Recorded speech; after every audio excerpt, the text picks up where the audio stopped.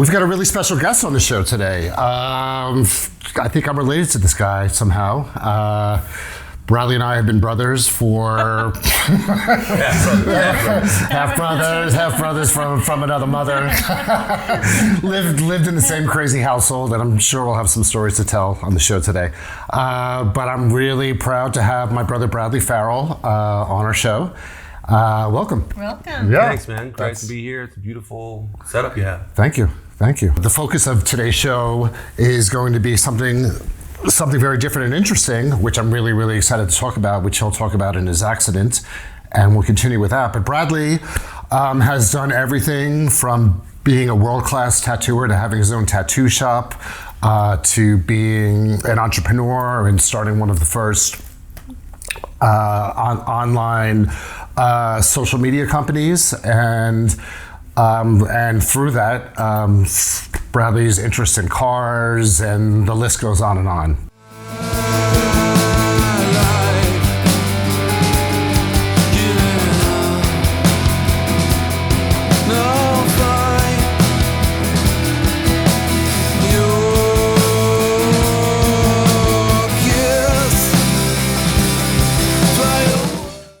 So let's get into it, right? Yeah. Right. So what do we want to ask him? So skateboard seems to be, in the backbone of many things that you do. I mean, it's where it started, isn't it? Right? Yeah, absolutely. I mean, I think in a lot of ways, skateboarding has shaped who I am today, even though as juvenile as that might sound, We could talk about juvenile growing up with skateboarding. Yeah, but even still today, some people look at 50-year-old skateboarding down the street. It's grow up kind of thing. But once you're like a skateboard, I grew up in the 80s skateboarding and stuff, and it was very, very important to me. And I think that it, through skateboards, tattooing, punk rock music, that all just has it intersects. Happened at the same time, all those things? Those same, What year were you say? I'd say 83, 84. Yeah. So you were 12? Yeah. Okay. Before that? Yeah, probably 12. 12, okay. Bradley got his first tattoo, at 13? Yeah. That's another good story to tell. Yeah. So all those things skateboarding, punk rock, interest in tattooing, they all came together. How they reach? I think being into skateboarding and watching Wheels on Fire, Streets on Fire, there was a specific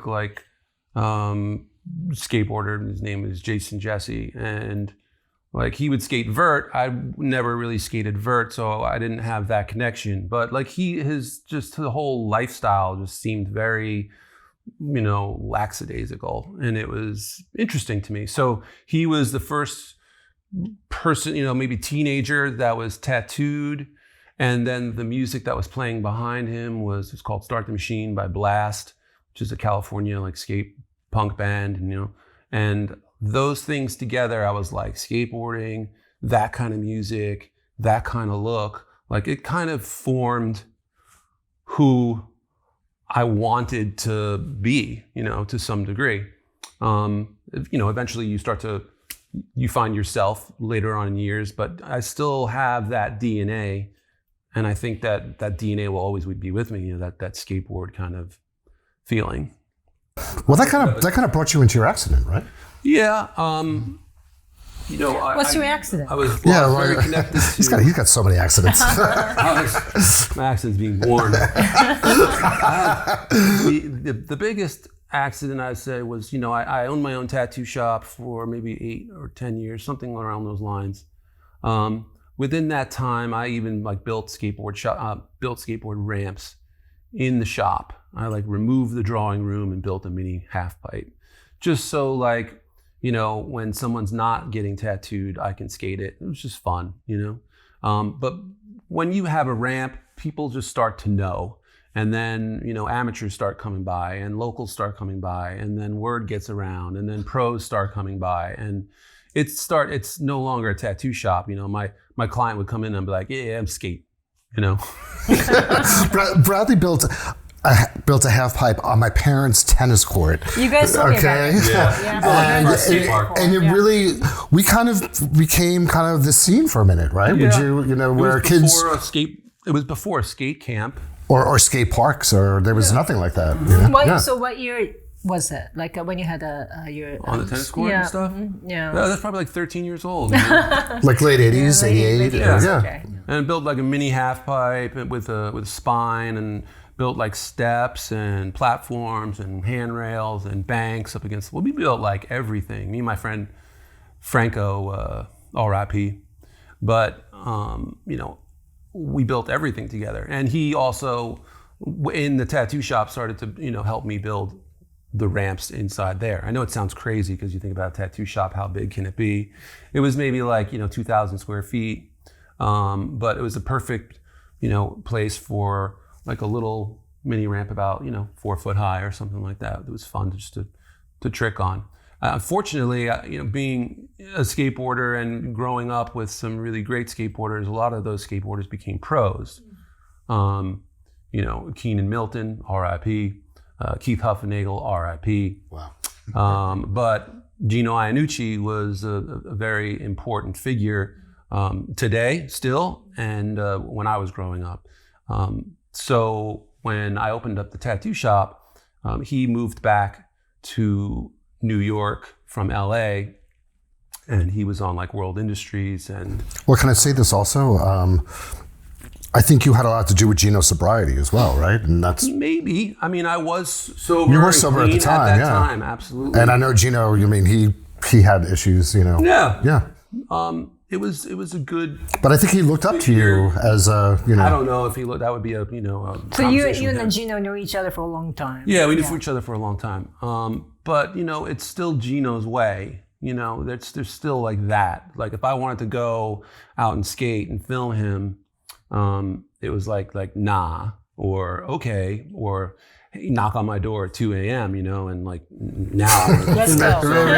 It's like let's go skate. Let's go You know? skating. But what took place was the basement of my tattoo shop was always a lot of different things. We would mix ink down there, but it was nothing that we would profit from, right? We would just like shoot airsoft guns at one another or something like that.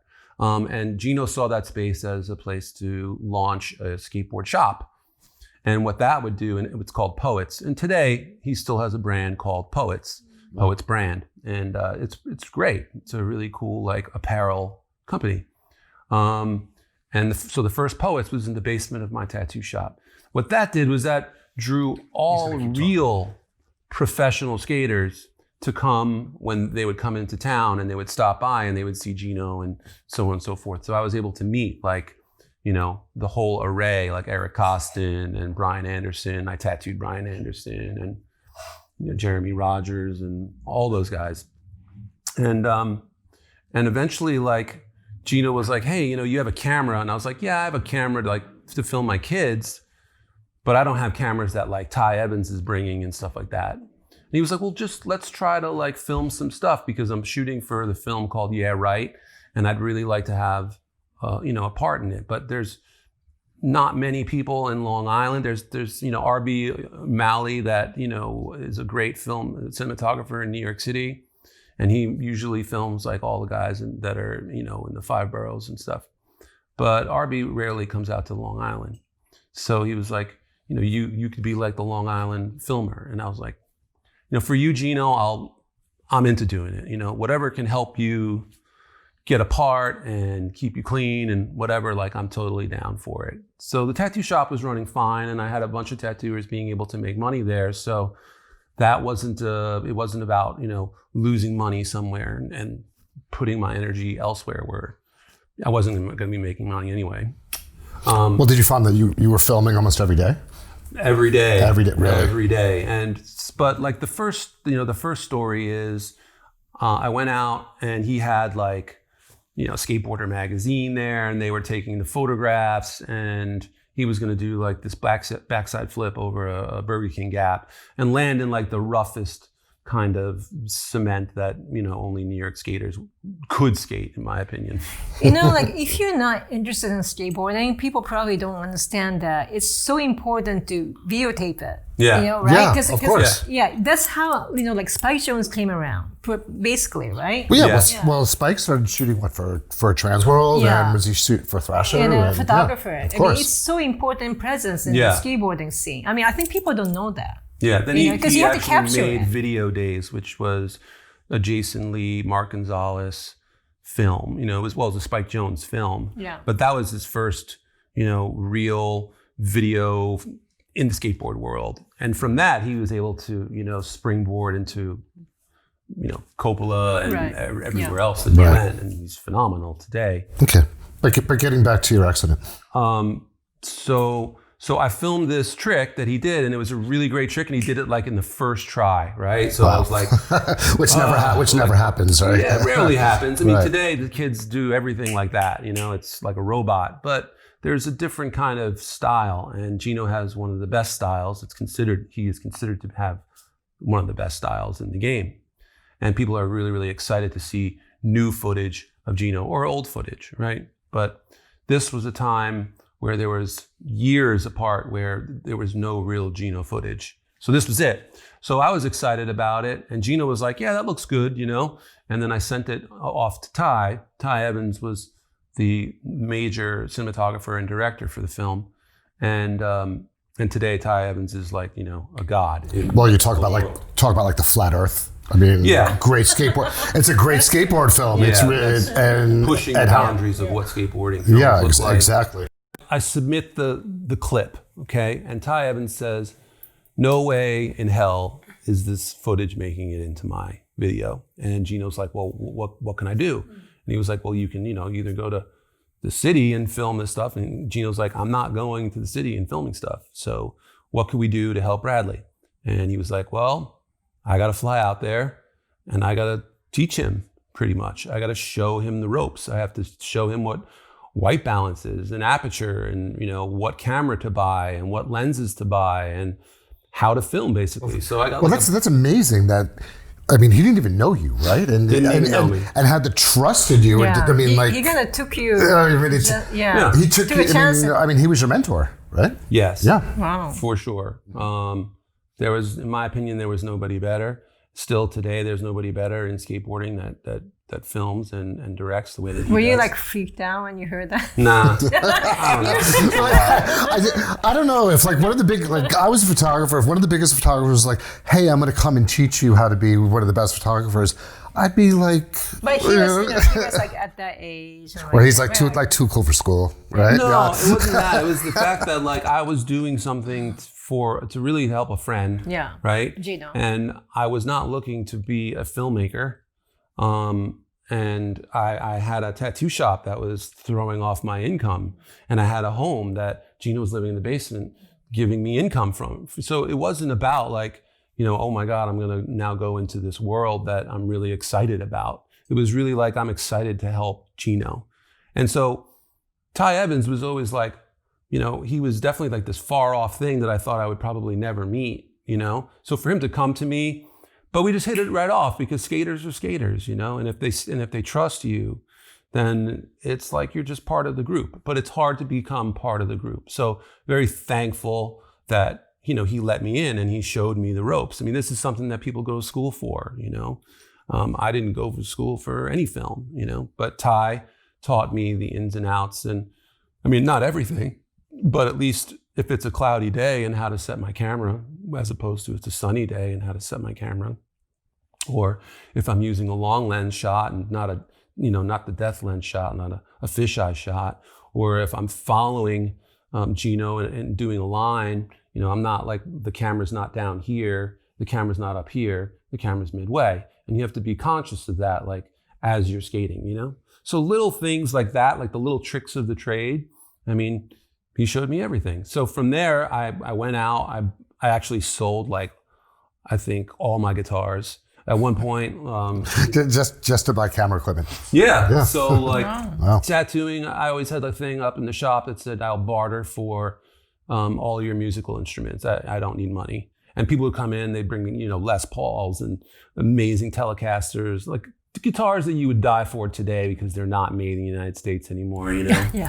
So it's like guitars that are just $4,000 today when then they were like $500, and I just took all my guitars and I sold every single one, and I bought my first camera, which was the VX 2000, and then I bought the Century Optics lens that went with it. And then I had to buy a tripod, and you buy, all this other stuff, and generators and lights, and before you know it, you're a skateboard filmer. Before you knew it, they were taking their gear and they were going to to Queens to Flushing Meadow Park underneath the Globe. Yeah. I mean, did you do that guerrilla style? Yeah. Yeah. No permits for that, nothing, no. right? You just go there, skate, So they went, light it up. and just lit everything up, and we're filming. Even more so, like eventually we would, I became somebody that was trusted in the film world, in the skateboard film world. So then Giovanni Reddy was like, hey, we're going to go to Italy and we're going to do like this little tour. Mm-hmm. And he brought Gino. Who's Giovanni? He's a very well-known photographer. Okay. And he's an actor too and whatever, but he's on the photography side, he's world renowned in the skateboard world. Giovanni Retta. He's even in like Skate, the video game. Like when you do a trick, he's like, nah, man, that sucks. Well, in like one of Tony Hawk's games or something. Yeah, of course. Yeah. So he brought us to Italy, and when I brought over my, I don't know anything about Italy. I don't know what the schedule is. I just know it's going to be really, really hot.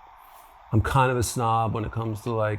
So you went with the whole girl chocolate team? Not with them. It was like the people that Retta wanted to come. So there were people from Girl and Chocolate, but there were some people from Zoo York and like Zared and I think Zared, and then there was like Mikey Taylor and Anthony Papalardo and all these guys from Zoo York. Janowski. No, these are people from Alien Workshop. I mean, right, everywhere. Okay. Yeah, he just basically was like, I want to put together my own team to go to Italy and film. And Retta was like, I want you to come. So I think he wanted me to come because he wanted Gino to come, and he knew that Gino would be filming, and he wanted, me to do that. So, but we really hit it off. You were like his own personal, you're Gino's personal photographer pretty much, right? That's kind of how... To a degree, and I think that's how, I was able to be accepted into that world. Right, how you got street cred. Yeah. Mm-hmm. So the accident would really be like, I have nothing to do with film. I'm filming my kids being born and making videos and stuff and having fun with that. And I always definitely felt an attraction to editing specifically. The accident would be to fall upon one of the greatest filmmakers of all time and have him teach me the ropes. You were not even asking for it, but you... No, he befriended you, right? I mean, still to this day, you're good friends with him, right? Yeah. Yeah. Well, that's something that people pay a lot of money for. Right. So there's Woodward Camp. There's Woodward Camp, which I went to before when I was into BMX, like 10, 11 years old. Before I was skateboarding, I was always into BMX. And there's Woodward Skate Camp today. But then it was Woodward like gymnastics and BMX. There was no skateboarding. But today it's gotten so massive that it's skateboarding. And Ty goes there in the summertime to do courses and teach kids how to film, So it's like I got that pre-course, 20 years prior to that taking place. But what was amazing is that I was able to kind of pass that torch on because I knew that I loved Gino. I loved skateboarding. I loved the people, Rick Howard, who owned Girl, like amazing guy. All these guys are just great, great guys. And being able to film Brandon Biebel and Eric Costin and all that and go to, the skate places that were very, very important in my mind, watching growing up these places and being able to skateboard there and film these guys. It was definitely like, being in a little bubble of that world. But there was a guy in Italy by the name of Federico Vitetta, and he happened to be a cousin of one of our friends here, Eric Rossetti. And when we went over to Italy, he was like, look up my man, Federico. He'll be able to take you to spots that no one has ever skated before. So Federico is he's an inspiring filmer himself. And now he has all these pros at his fingertips. But, I'm the one that's filming there, right? And Aaron Meza was also, he's one of the filmers at Girl. He does a lot more things other than just film. But Aaron Meza is a big name as well. And it was me and Meza. And then there was this third, Italian guy in the corner filming shots that we were doing. And it was like, is this okay? I never cared about stuff like that. It's like, great, you're part of the team. You're showing me where this spot is. Like, we wouldn't know without you. You want to film. Yeah. And if it's good, then submit it and I'll push you forward and stuff. So long story short, I didn't want to bring back the generator and lights on the plane. This was, pre 9/11. So I left it in Italy and I gave it to Federico and I said, film all your friends, film all the pros that come through here, because I'm sure there's gonna be a lot of pros that now start to come through because they're gonna see the videos that we're putting out, and they're gonna want to come here to skate that. And you're probably going to be that guy. So now you have what you need, to light up a street at night. And then he comes over to the United States, and we're still filming for Yeah Right, because that was like a 3-year thing to film for that video. It was so massive, so many skaters, that it was a big to do. It was a big launch. So were you shooting in any other locations besides New York and Italy, or? It was pretty much New York, Long Island, Manhattan,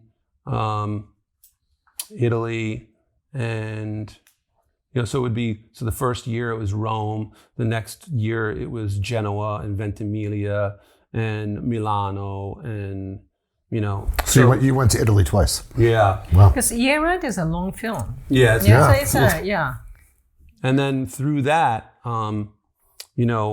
Ty was able to meet Federico because I made an introduction and he was like, who's that filming, the thing? And I'm like, he was with us in Italy. He's great. I'm not going to be filming this isn't going to be what I'm going to be doing. I need to go back and, start tattooing again. And I think I want to, sell my tattoo shop and move into some technology things. So Yeah Right's done. I have a lot of footage from, the past year that you could put into the Lakai video, which was done, and also like the Hot Chocolate Tour and just a number of other videos if they wanted to, have some B-roll or any of that kind of stuff. And I submitted it to him. And then Federico became like that second guy in charge. For the girl film, yeah. Girl Street, yeah. For the Girl Stadium, too. Yeah. And then Federico started to film specifically, like it was Feds and Ty, but Ty would be doing like these big monster projects, and Feds would be able to, do the like the tour videos. And then before you know it, he was doing like the Lakai video. And then he said, screw it. He became really close with Spike Jonze, and they did a small short film that you could, get on Apple called Wet Dream. And Gino is the main character in that. And it's really, it's a very differently done skateboard film with a lot of really cool effects. So I would, recommend you check it out. Even if you're not a skateboarder, like it's just a cool film. I did check it out myself, but I didn't know it was Gino who was in it. Yeah, Gino was doing the jump rope. Right, okay. So that's my accident, fell upon one of the greatest cinematographers of our generation. Systems of